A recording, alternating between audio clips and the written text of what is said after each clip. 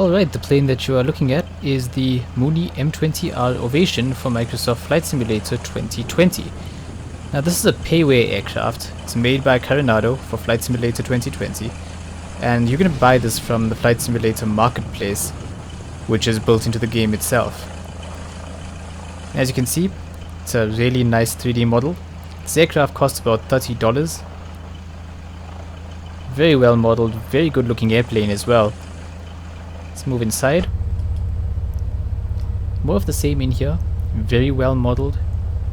Looks really detailed, realistic. You're definitely not going to be left feeling shortchanged, like you got a badly made aircraft for your money. This is easily on par with the default aircraft that come with Flight Simulator. Probably a bit better, but definitely not any worse than that. Very nice place to be. Okay, onto the cockpit. This actually has steam gauges. You can see here that these are steam gauges, and you've got a GPS. I believe it is the default GPS and default autopilot that this plane has, but it doesn't have a glass cockpit. There isn't a Garmin G1000 or anything like that. This is just good old steam gauges, and it's actually one of the reasons I bought this plane. I wanted an aircraft with steam gauges. Oh, and let me show you something really cool on the yoke.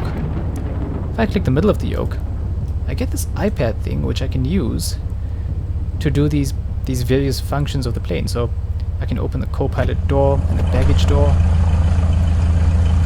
You can see that. Those are now open, which is pretty cool. I'm gonna close those for now. And if I click the border off the iPad, it disappears, and I'm just gonna make the yoke go away as well. Okay, so in this flight we're going to do a couple of things. I'm going to head east out of Miami International Airport. I'm going to take off on runway 9, head east until I hit the coast, and then I'm going to follow the coastline south until I intercept the 176 radial of the Dolphin VOR. I'm going to fly that radial outbound, and eventually that should take me to the Ocean Reef Club private airfield across the bay, across the Biscayne Bay. At the airfield, I'm going to turn around, fly a heading of 345 degrees until I intercept the 266 radial of the Dolphin VOR. I'm going to fly that inbound until I get an initial fix for the approach, and then I'm going to fly the ILS approach for runway 9, and we're going to land at Miami International at the end of it. So just a quick little sort of triangle that we're flying here. Well, not really a triangle, but just a sort of three-legged flight that we're flying here out of Miami International down to Ocean Reef Club private airfield, and then back up to Miami International KMIA, where we're going to fly the ILS approach for runway 9. And with that being said, I'm really keen to fly this plane. I've only flown it maybe once or twice before, and it's a really nice plane, so let's get to it. Okay, let's check if the parking brake is... Okay, that's on, that's off. Flaps are set to 33%. I'll fiddle around with the autopilot once we're actually in the air. Although, let me set the radio up while we're down here. So, the Dolphin VOR is on a frequency of 113.9.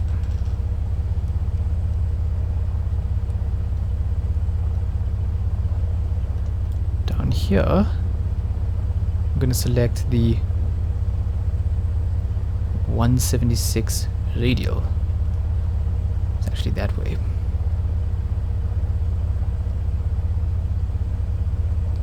176. Okay. I'm not sure exactly how high I want to go in this flight. I think about 3,000 feet should be enough. Looking at the VFR map that I got from SkyVector, according to this chart, 3,000 feet should be sufficient, and it's a nice clear day, we can see for miles, so yeah, we'll only go as high as 3,000 feet. Okay, let's get going.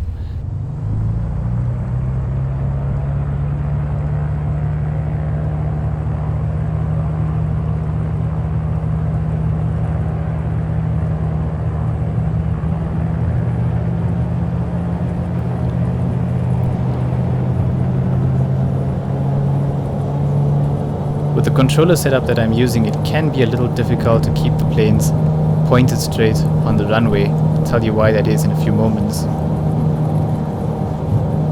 Looking for 80 to 90 knots to take off. Oh, there you go. It pretty much lifted itself right off the runway as I said that. This plane is really, really eager to get going. It basically jumps off the tarmac.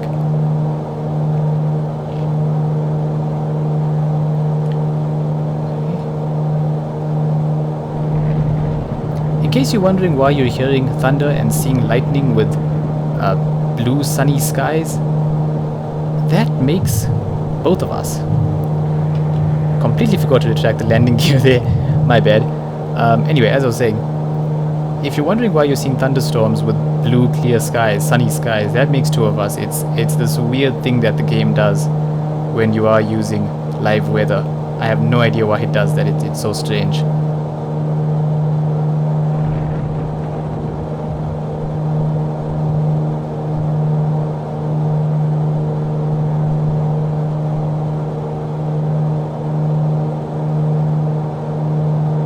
Gonna back off the throttle just a bit.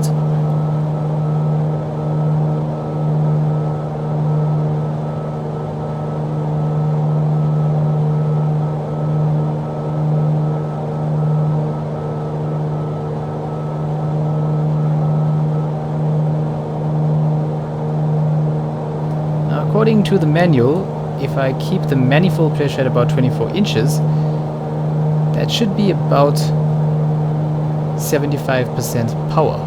That's with an RPM of 2500. I'll start leaning out the engine in a short while. But speaking of those procedures, this plane does actually come with pretty comprehensive documentation, but it's hidden away inside the file structure. So I'll put some information in the description box telling you how to actually find the documents for this plane. It comes with normal procedures, emergency procedures, some power charts and curves, and some reference speeds. Unfortunately, the file system isn't quite as accessible as it used to be in previous versions of Flight Simulator. They've changed that quite a bit, which I think is a bit unfortunate. Right, so there is the coast, and we're just going to fly to head south following that coastline.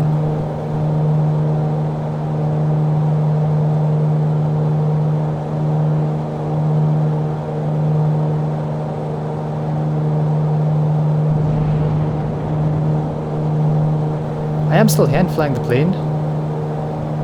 It hand flies really, really beautifully. Any sort of jerkiness and precariousness that you seem to be seeing, that's entirely on me and my control setup. It's not on the plane. The plane itself is just wonderful. Flies really well.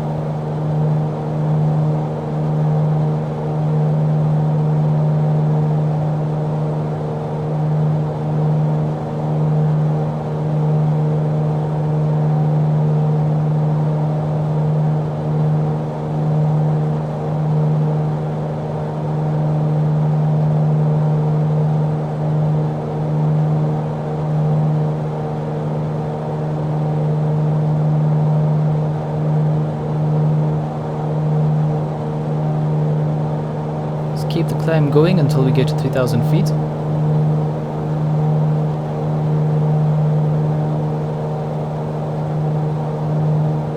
Just having a look back at Miami. I have muted the air traffic control and the co-pilot for this flight. It's honestly one of those things that I'm not very happy about with this game. The air traffic control is just... yeah, it's... I wouldn't say it's broken, it's serviceable. It's just not that good, to be honest with you.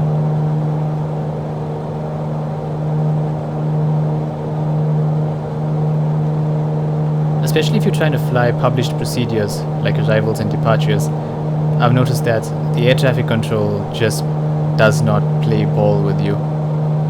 It tends to leave you too high for too long and just doesn't sync up with the altitude information and the flight level information that you find on published procedures.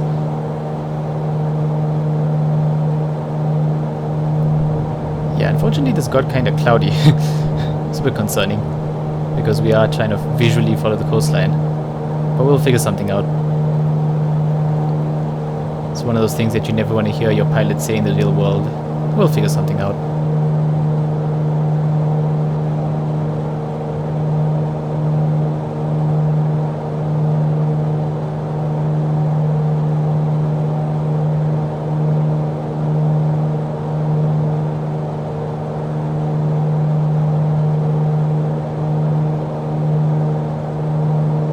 We are at just over 3000, so I'm not really interested in climbing anymore. Can just try and keep the aircraft level. And now I'm going to be watching the CDI right here. And the CDI is starting to deflect, so we should be intercepting it pretty soon.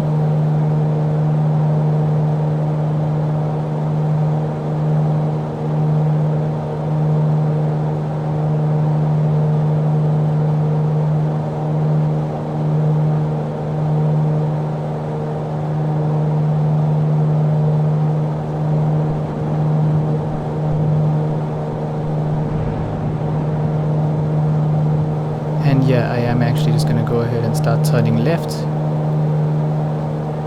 I was hoping to time the turn a bit better than that, but I got a bit distracted. So no big deal, was the worst that could happen.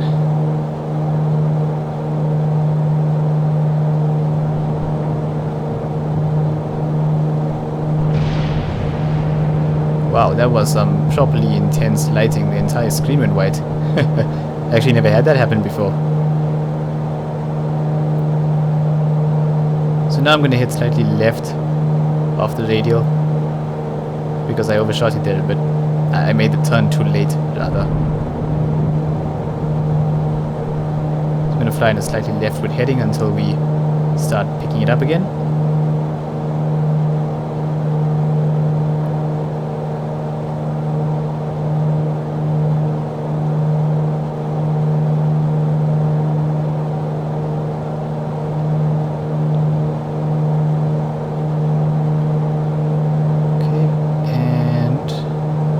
Follow that needle.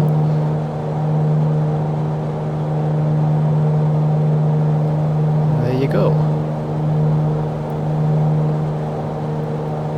Okay, so we're now flying the 176 radial of the Dolphin VOR. I'm just going to fly that outbound for about 29 nautical miles.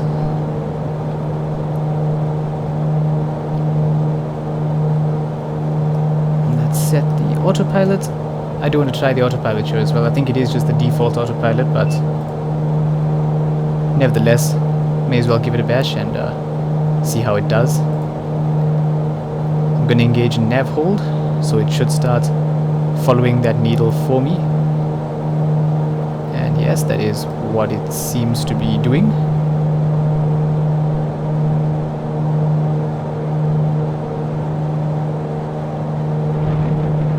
Next up, let's set the altitude hold.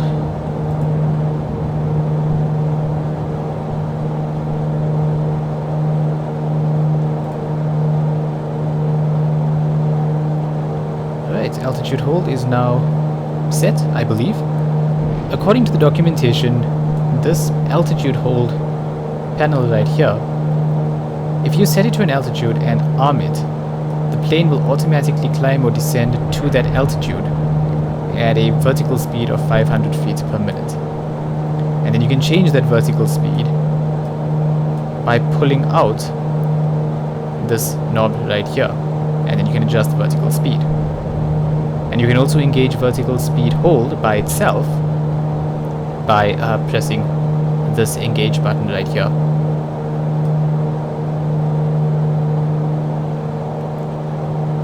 Alright, now I'm going to start leaning out the engine.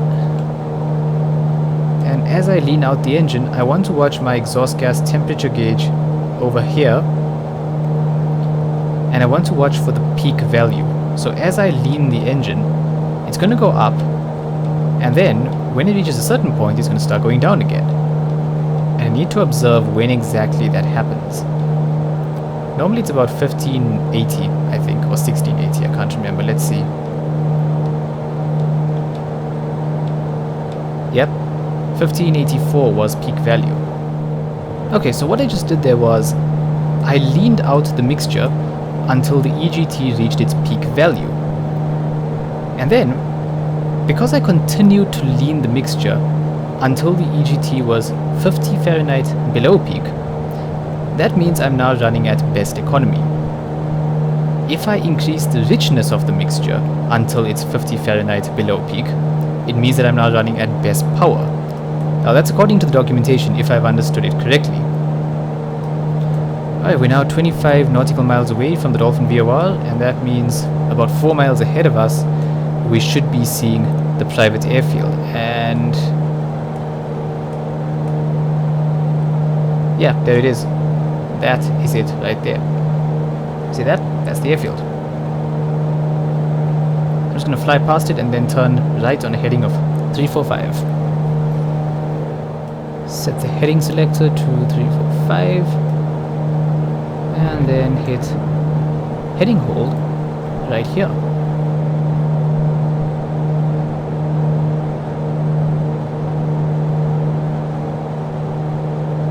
Look at that. So we just flew across the Biscayne Bay. This is the Ocean Reef Club private airfield. There's one thing that this game absolutely nails, it's just the visual fidelity of it. It has its bugs, it has its glitches. There are times when I just get outright frustrated by it, in fact. But then there are times when you look around you and you think, yep, that's all. That makes it worth it. Let's put it that way. What a good looking plane, really. Very nice looking plane indeed. Okay, so we're gonna go ahead and just fly this heading for about, that should take us about 10 minutes or so. Until we intercept the 166 radial of the Dolphin VOR.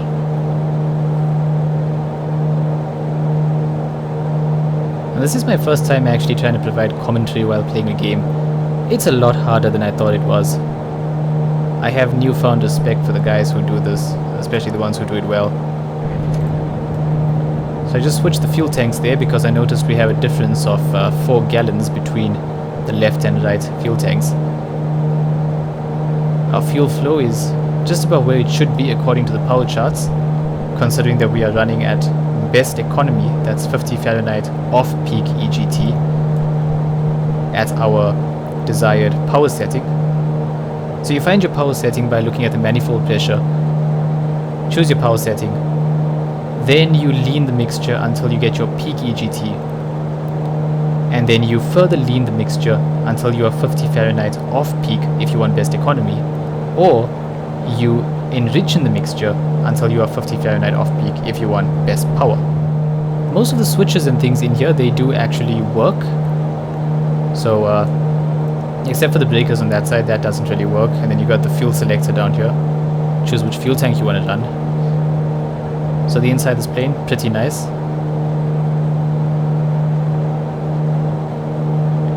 So currently we are on the 185 radial of the Dolphin VOR. Let's just set this to a course of 86.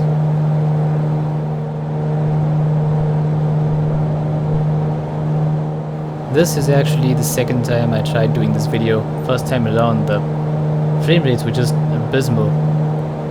And I struggled to figure it out. I thought maybe it's because I'm recording the gameplay while I'm actually playing the game. It was the first time I'd done that. And nothing seemed to work. It was really weird. And then I happened to download some video editing software, and while fiddling with the settings of that program, I noticed it seemed to be telling me that my system memory was 16 gigs. When actually it's supposed to be 32 gigs. So I powered everything down, opened up the computer, and sure enough, one of my RAM sticks wasn't seated properly. I'd been troubleshooting this computer a few days ago, and I must have just forgotten to seat that RAM stick properly, or neglected to seat it properly. And that made a huge increase in performance actually. Can't believe what a big difference it made. One thing I have noticed with this game though is that no matter how good your computer might be, when you are flying in a particular region for the first time or for the first few times, you will almost certainly get stutters and frame rate drops here and there. It's just got to do with how the game works and loading in new scenery and terrain for the first time, I guess.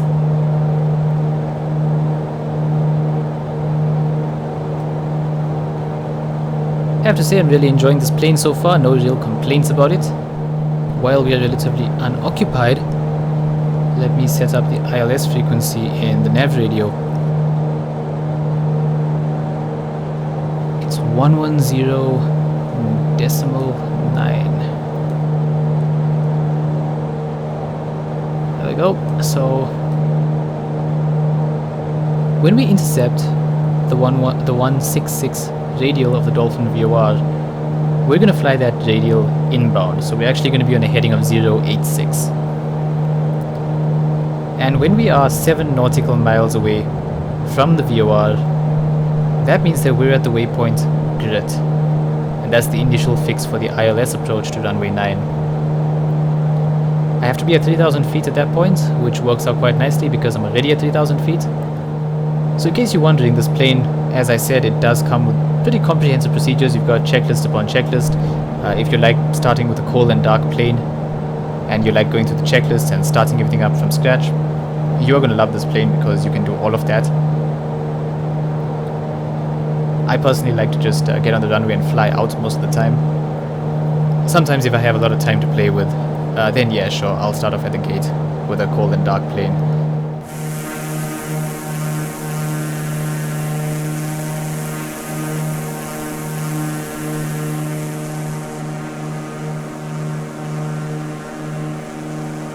Yeah, so those are the stutters that I was telling you about. It's only the second time I'm flying in this region, and that's just something that happens with this game in my experience. You get those stutters when you're taking in lots of scenery from the outside camera. A bit annoying, but it does get better the more you fly in a particular area. Oh, and the reason why I was finding it difficult to keep the plane pointed straight on the runway, I use the Thrustmaster T-Flight rudder pedals, and they have a bit of starting friction on the mechanism. They slide on these rails, and there's a bit of starting friction to get them going from the neutral position, so you can make your takeoff lineups and your landing rolls, so your landing rollouts, a little bit dicey. Tends to become quite a jerky movement. Okay, so I have intercepted the rail. I've overshot it a bit there, but I'm just going to use the nav hold to follow that 166 radial, and we're going to fly it inbound, so our course is going to be 086 degrees. Also just going to start gradually slowing down.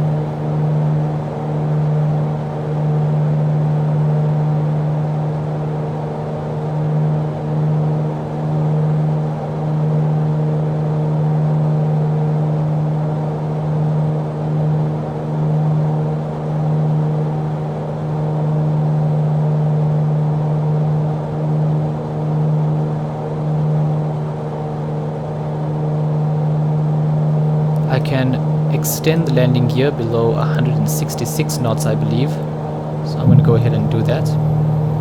That's going to slow me down even more.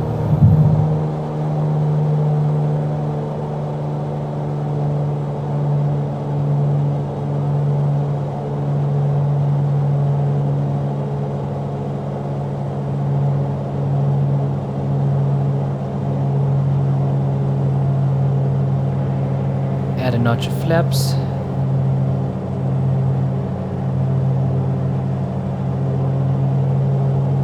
I believe, let me just double check that.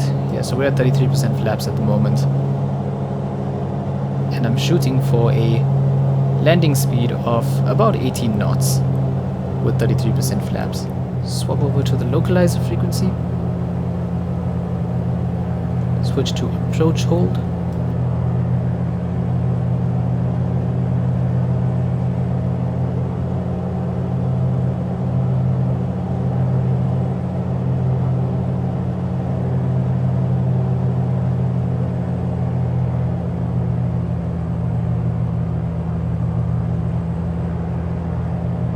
Manage the power pretty carefully here. And there we have runway 9. So let's see what the autopilot is capable of.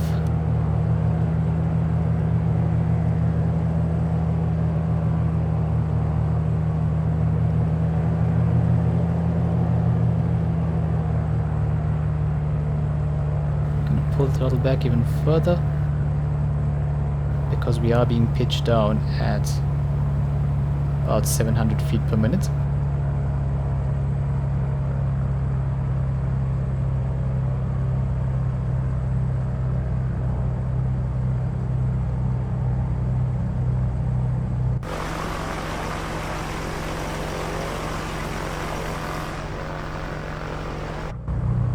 As you can tell, you don't really get that stuttering once the area has loaded in.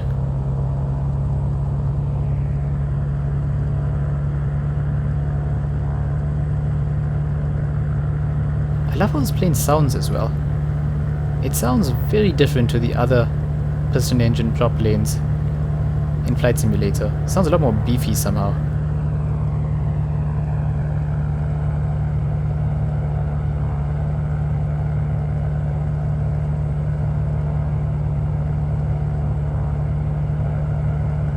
Well, the autopilot seems to be doing its thing.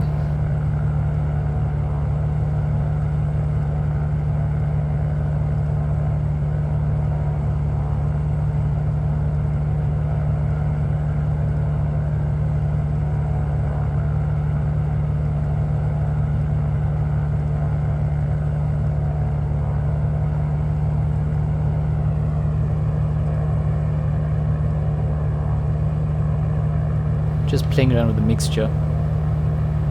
Pretty sure I'm supposed to bring it back to fully rich as we're going as we're descending.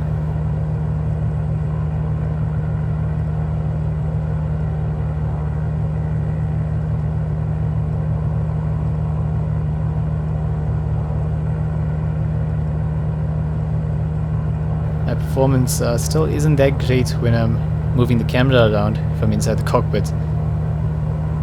Although this aircraft does cost you a few frames per second, I have noticed that.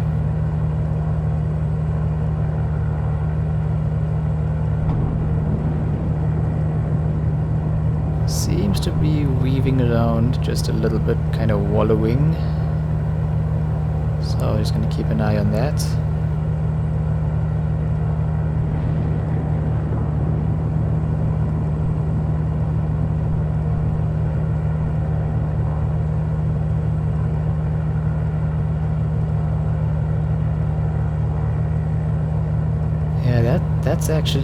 That's looking a bit buggy, if I'm honest with you.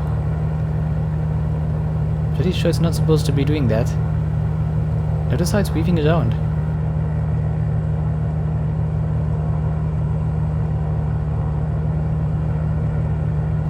Yeah, let me actually disengage that.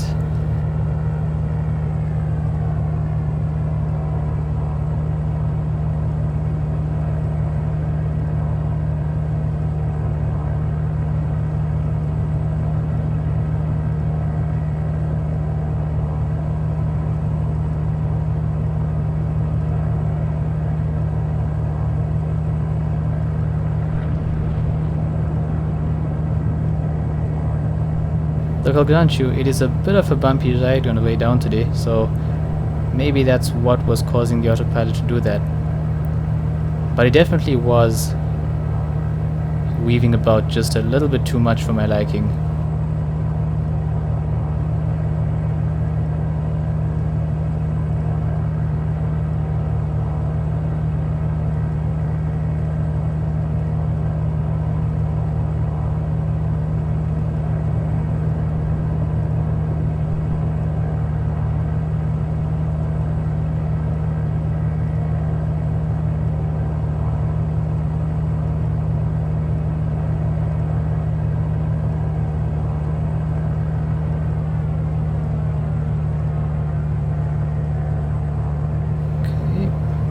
bit high there, so I'm just dropping us a little bit.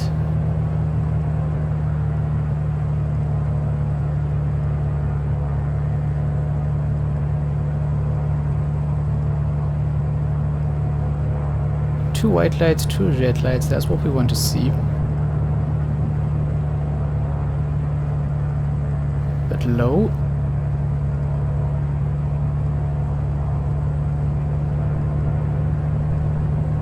Yeah, that weather is so buggy. Blinding lightning while we have clear blue skies with bright sunshine. Really very, very strange actually. Oh, I'm actually coming in way too low at this point. Just have to be careful of that.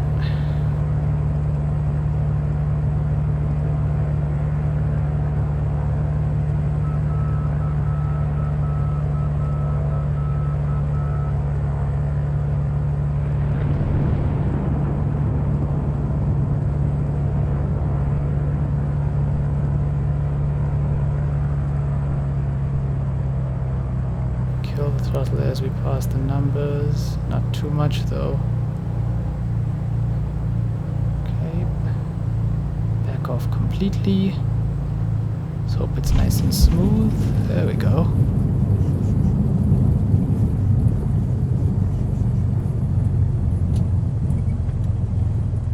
Okay, and there you go. That's the Carenado Mooney M20R Ovation for Flight Simulator 2020.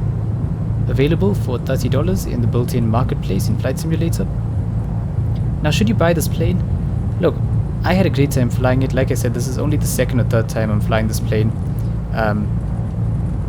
I haven't had it for that long. I haven't had the game for that long, actually. I can't tell you if this plane is going to be worth $30 to you. I know some people have said that maybe they should have priced it at $20 or $15 instead.